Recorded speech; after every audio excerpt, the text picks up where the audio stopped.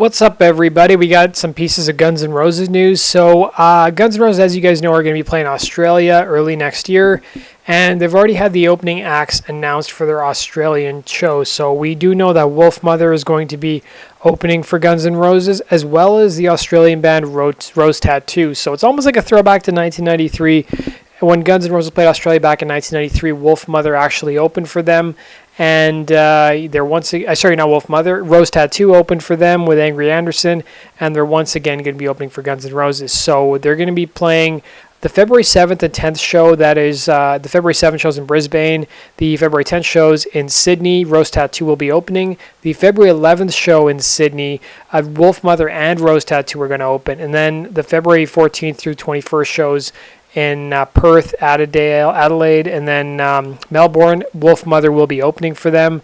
Wolfmother opened a bunch of dates for Guns as part of their North America tour. I like both bands, and as you guys know, Guns N' Roses covered Rose Tattoo's classic 1978 song Nice Boys on GNR Lies.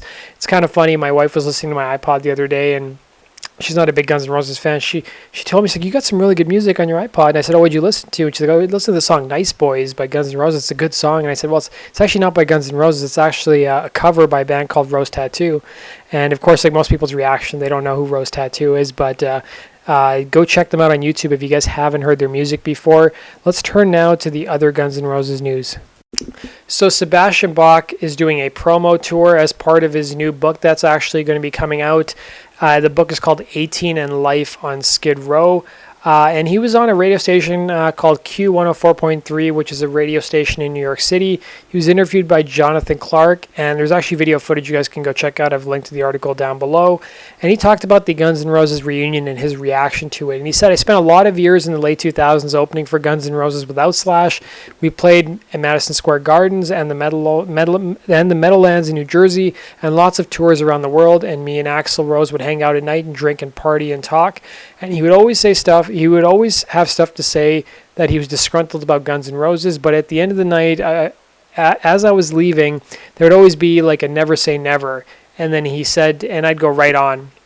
So he never cut it off, so I was very surprised when they reunited, but part of me, in a little bit of a way, was expecting it someday, but I wasn't expecting it this quick. But then again, the public demands it. That's the #1 tour. I mean, this is the biggest tour. So Sebastian Bach's new book is 448 pages. It's due out December 6th. It actually came out a couple days ago via Day Street Books.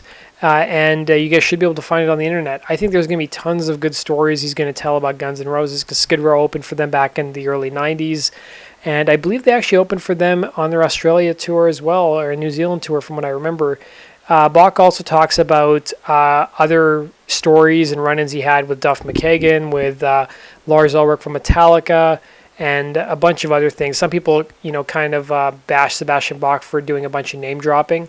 But go check it out. Let me know your thoughts if you guys are going to read the Sebastian Bach book. I'm thinking of picking it up. That does it for today's Guns N' Roses news. And as always, guys, make sure you subscribe for the latest GNR news. Take care.